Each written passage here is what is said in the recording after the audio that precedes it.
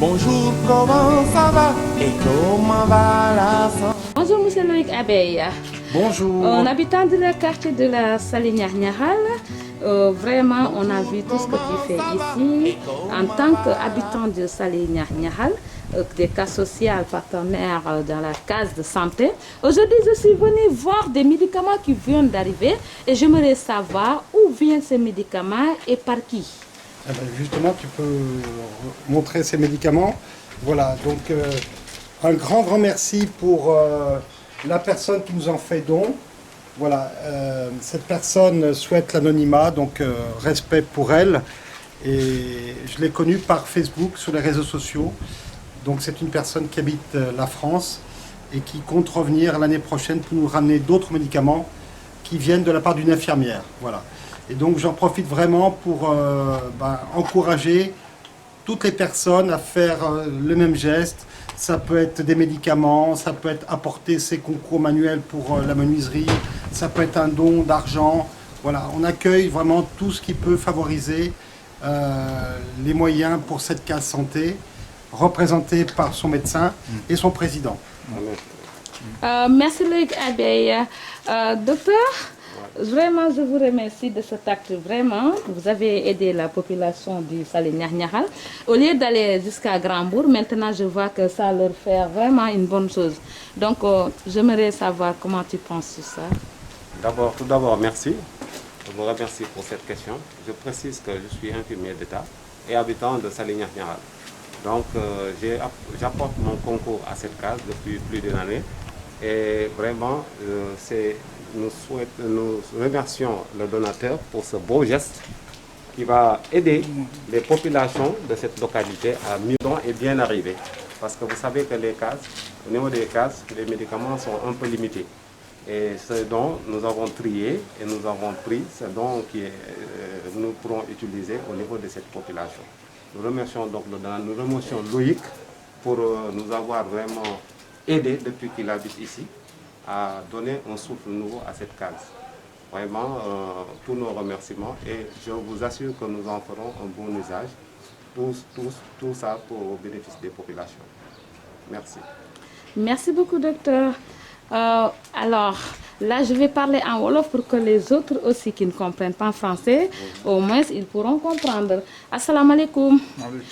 Qui nous président, c'est lui le président, voilà, comité case de santé de Saline-Niaral, qui se nomme Abdoulaye Kébé.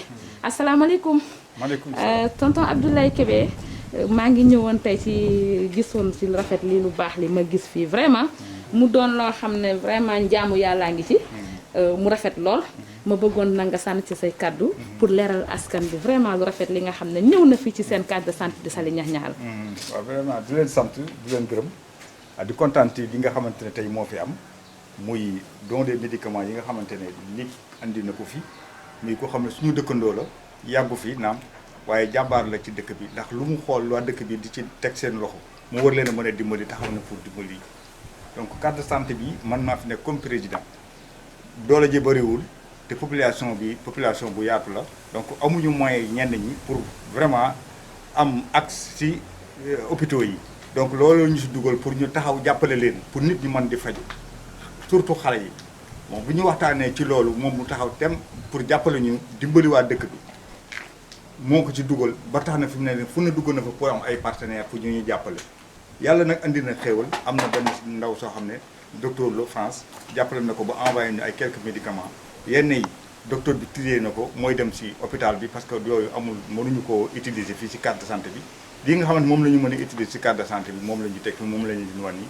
di ko gërëm di ko sant vraiment carte de santé bi boo ko gisee moom moo ko peinture nii bon patients yi fi ñu daan toog si naaj bi la ñuy doon toog léegi defar na la ñu benn foo xamante ne fa la ñuy ñëw di toog di xaar mooy mbaar bi ngay gis nii moom moo ko fi def vraiment ñu ngi koy gërëm bon andi na xëcc na courant pour lampe yi léegi am nañu lumière yëpp ngi tàkk am utal nañu ndox robinet yaa nga ne le ndox bi xëcc na ndox mi vraiment ñu ngi koy gërëm ñu ngi koy sant vraiment merci li je suis très contente askan bi yàlla na suñu borom fay leen seen jëf ci li ngeen def nii jërëjëf. Bonjour, comment ça va et comment va la santé?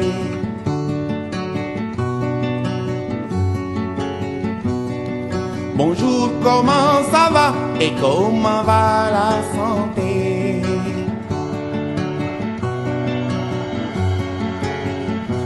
Iwai wergi yaram nelen werle. Iwai wergi yaram tiwai werle. Changay tale payeku. Bonjour, comment ça va et comment va la santé?